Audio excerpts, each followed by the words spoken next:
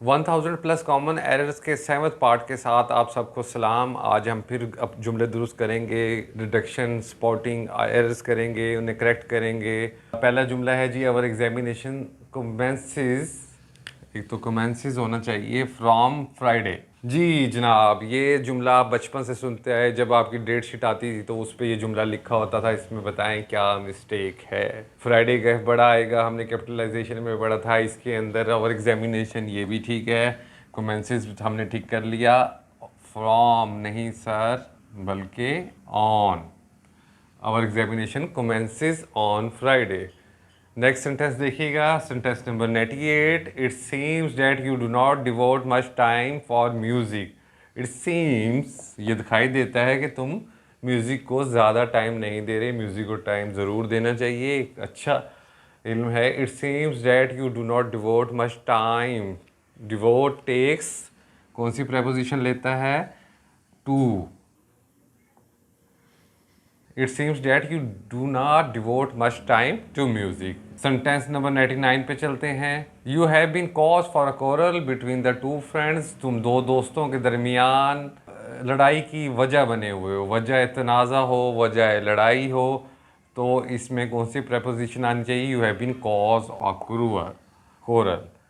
I congratulate you for your brilliant success. I congratulate you for your brilliant success.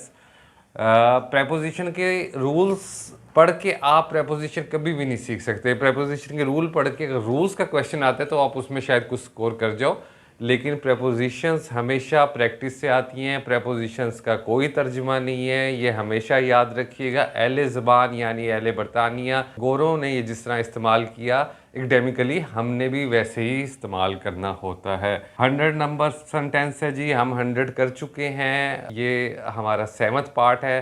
अगर आप इन parts को beginning से लेके चलेंगे, साउथ एशियन स्टूडेंट्स का तकरीबन कमोबेश स्पॉटिंग एरर्स का क्वेश्चन 10th क्लास से लेके कंपेटिटिव एग्ज़ाम में एक तरह से ही आता है, चाहे वो फेडरल पब्लिक सर्विस कमीशन हो, चाहे यूनियन पब्लिक सर्विस कमीशन हो, चाहे पीएमएस हो, चाहे पीसीएस हो, ये आपको इसी तरह करना है। आई congratulate you for your brilliant success. आप ये सोशल मीडिया पे लिख लें या वैसे टेक्स्ट में लिख दें, कोई आपको मना नहीं करेगा, लेकिन सही सेंटेंस तब होगा जिस वक्त फॉर की जगह ऑन आएगा। Sentence number 101। I am confident to win the first prize. I am confident of winning the first prize. मुझे इत्मीनान है, I am confident of passing the CSS IAS IPS। Next sentence जाते हैं जी, sentence number 102। Frankly speaking, बेतकल्फाना अंदाज से अगर मैं सच बोलूं, I am disgusted of this job. Disgusted का मतलब मैं आजिज़ आ गया हूँ, तंग आ गया हूँ, मेरी बस हो गई है। I am disgusted with this job. Of की जगह विद, डिसगस्टेड विद लेता है। बहुत से अल्फाज अपने साथ प्रेपोजिशन लेके आते हैं, जैसे कुछ लोग अपने रिश्तेदारों को हर जगह लेके जाते हैं। 103 सेंटेंस नंबर देखें जी, रिपीट हो रहा है, आपने खुद ढूंढना है। पॉज करके समझ के पहले खुद हल करेंगे तो फिर आपको ये समझ आएगी। थोड़ा थोड़ा कतरा कतरा दरिया, अगर आप इसकी प्रॉपर तरीके से तैयारी करेंगे तो आपकी बड़ी अच्छी तैयारी होगी। I distributed the mangoes between 20 boys. Between नहीं आएगा, हमने ये सीख लिया है और हम ये शायद इस नए अंदाज से ये जुमला बदल गया है, लेकिन बिटवीन और अमंग हम 6-7 दफ़ा प्रैक्टिस कर चुके हैं। I distributed the mangoes among, 2 से ज़्यादा लोगों के लिए अमंग आता है sir. 104। The poor die with starvation. Starvation भूख को कहते हैं, कहत को कहते हैं। ये याद रखिएगा, जिस वक्त यहाँ पे बीमारी होगी तो हमेशा ऑफ आएगा। और इस सेंटेंस में या तो आप ऑफ लिखें, ऑफ भी इस्तेमाल होता है, या आप IN इन लिखें। The poor die with starvation. Sentence number 105। My bat is superior than yours. My bat is superior to yours. एक छोटा सा देसी सा नुस्खा जो हमें साउथ एशियंस को बहुत सूट करता है। IOR जब भी आ जाएगा तो हम उसके बाद देन नहीं लगाएंगे, टू लगाएंगे। जूनियर, सीनियर, एक्सटीरियर, पोस्टीरियर, इस तरह के बहुत सारे अल्फाज। सेंटेंस नंबर 106 पे चलते हैं। I must dispense from his services. I must dispense with his services. मुझे जान खलासी करनी है, उसकी खिदमात से जान छुड़वानी है, वो अच्छा काम नहीं कर रहा। The prisoners condemnation of death caused great excitement. The prisoner's condemnation to death caused उसकी कंडेमनेशंस की गई, उसके मौत देख के उसकी वजह से ग्रेट एक्साइटमेंट पैदा हुई। अब हम मजीद कुछ जुमले करते हैं। Sentence number 108, the dues must be paid by cash. आप academy, university, college, school, new Delhi, Islamabad, Dhaka, कहीं भी स्टूडेंट पढ़ता है तो वो अपनी फ़ीस का वाउचर जब उसके पास आता है, कभी उसने ध्यान से देखा हो तो वो फ़ौरन इसे हल कर लेगा। The dues must be paid by cash, the dues must be paid in cash. By नहीं होता, इन कैश होता है, बाय चेक होता है, बाय बैंक ड्राफ्ट होता है, लेकिन जब कैश होगा तो इन कैश होगा। I was invited for dinner but I refuse to attend it.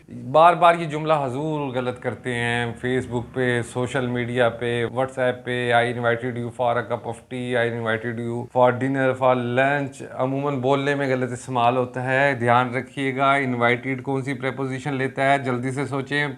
Invited preposition लेता है to. I was invited to dinner but I refuse to attend it.